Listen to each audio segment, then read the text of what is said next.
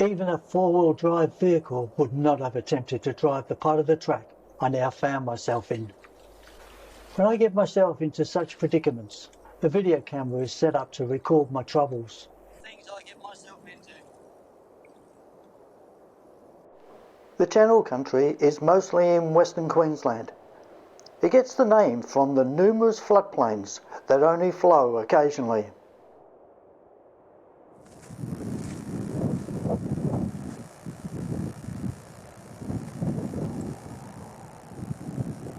What the sign says, you've got to ensure you've got sufficient quantities of fuel, water, make sure the car's doing okay.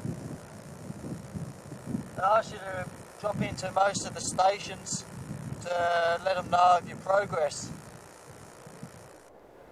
The track south of town roughly follows the same route as the Burke Wills expedition.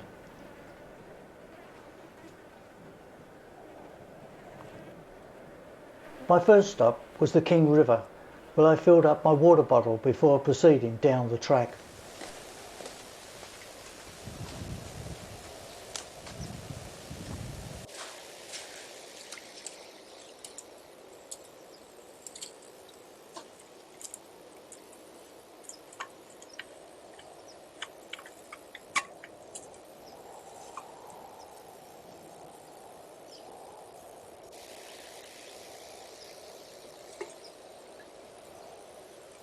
Mr. Burke Wills.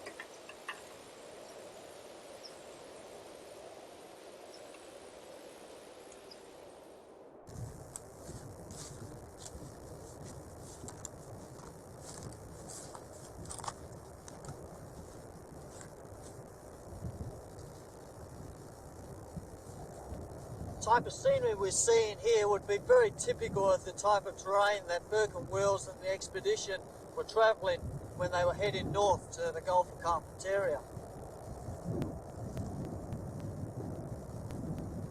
They went for a wide range of terrain, from low scrub to areas like this. At the particular time they were travelling, it was had a very good wet season, and at different stages the horses and camels were knee deep in high grass.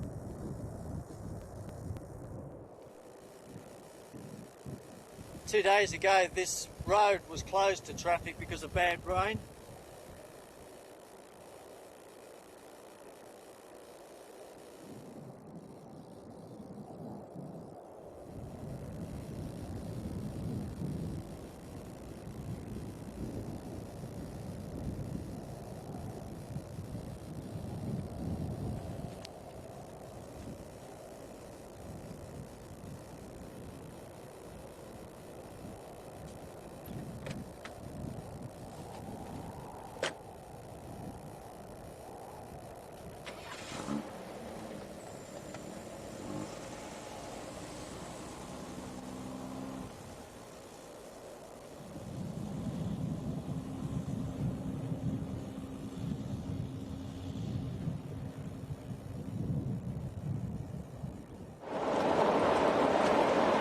Got about 60 or 70 kilometres to go to actually get to Bedourie. It's been a classic situation of car just not having enough clearance. Been riding on the stones instead of the wheel ruts. I even got to the stage where I couldn't even drive because of the amount of mud that was thrown over the front of the windscreen.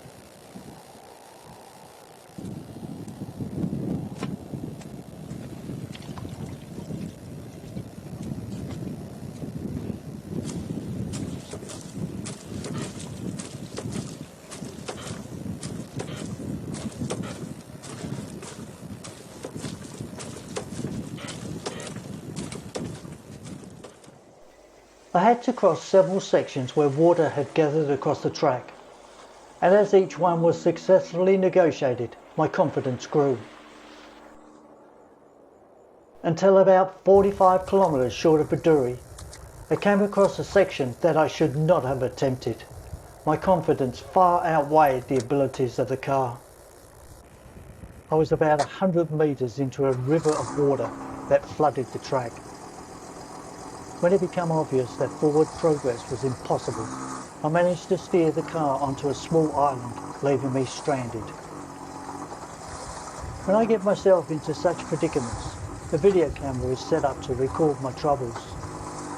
As I looked through the viewfinder and took in the extent of my situation, I thought, what have I got myself into this time? Even a four-wheel drive vehicle would not have attempted to drive the part of the track I now found myself in.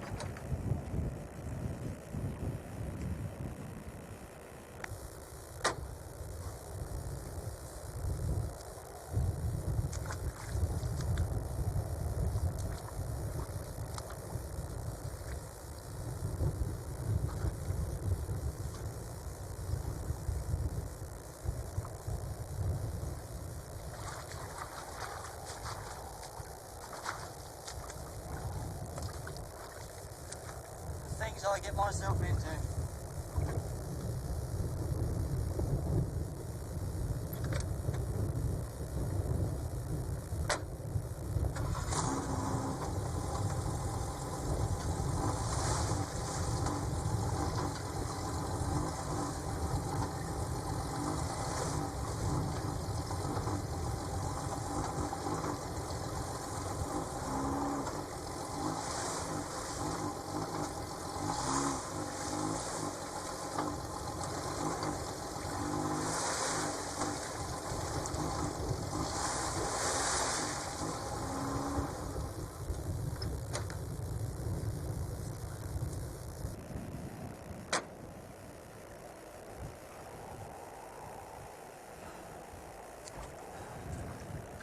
Myself into some troubles. Worst thing is that every time I try to move it out a bit, the exhaust gets closer to going underwater, and I can't let that happen. Once I push out a bit further, if I do manage to get up the top of this dry bit here, there's nowhere to go after that. I'll be on a kind of an island.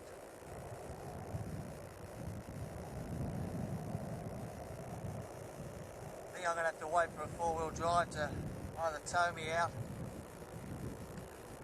backwards or forwards.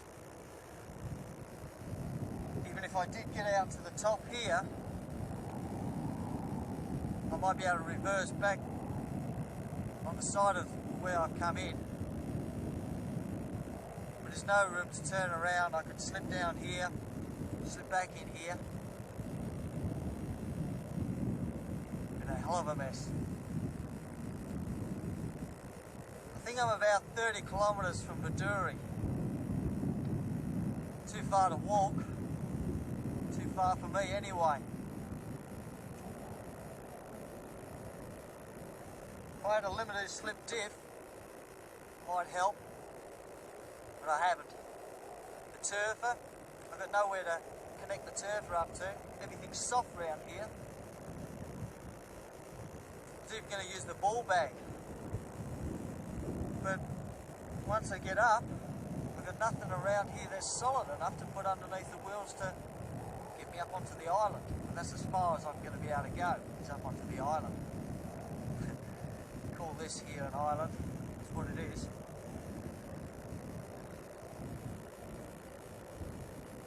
I don't know.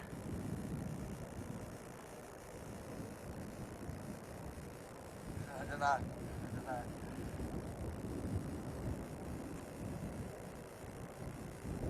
Might have to set up camp, wait for somebody to come along.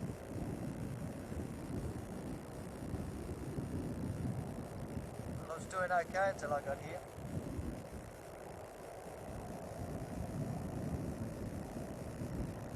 Might have stood a better chance on the other side of this water. Too late now.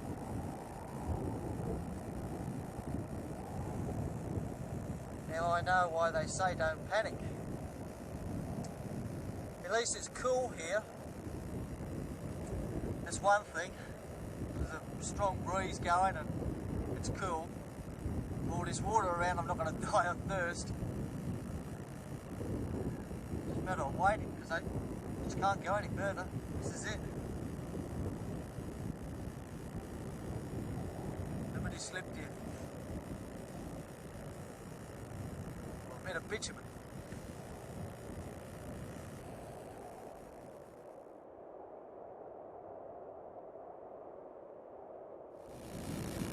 About an hour later, a couple of four-wheel drive vehicles arrived. They hooked me up to 100 metres of winch wire and 2 tow ropes, allowing me to be pulled in reverse out of the mud. You're looking at a very relieved person here. 2 guys in a 4-wheel drive come along. They got me out, they towed reversed and pulled me all the way through that mud. I was worried for a while, and I'm glad to be out of that. Dragged an awful lot of grass out here.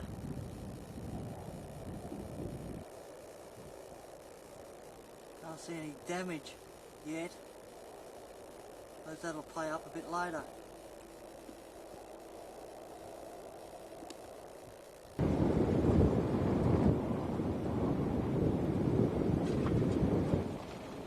This is the track I should have been on in the first place.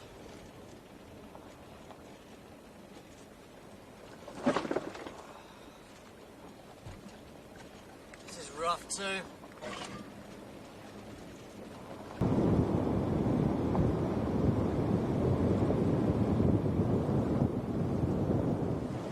Now, I don't mind telling you, when I saw this site last night as I was coming into Bedourie, I was very thankful.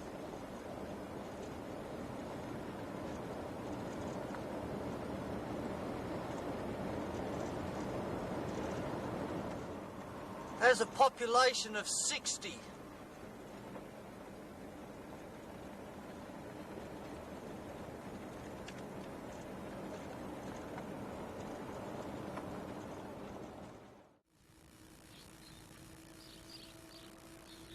Wasn't a caravan parked for me last night, I stayed here at Bedourie Hotel.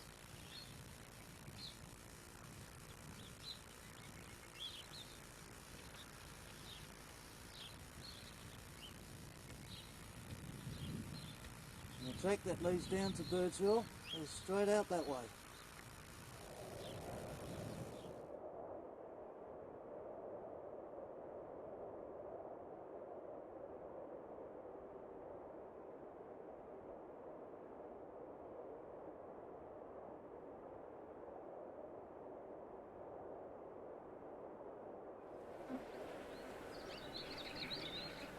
No other outback pub is more famous than the Birdsville Hotel, and that's where I headed for.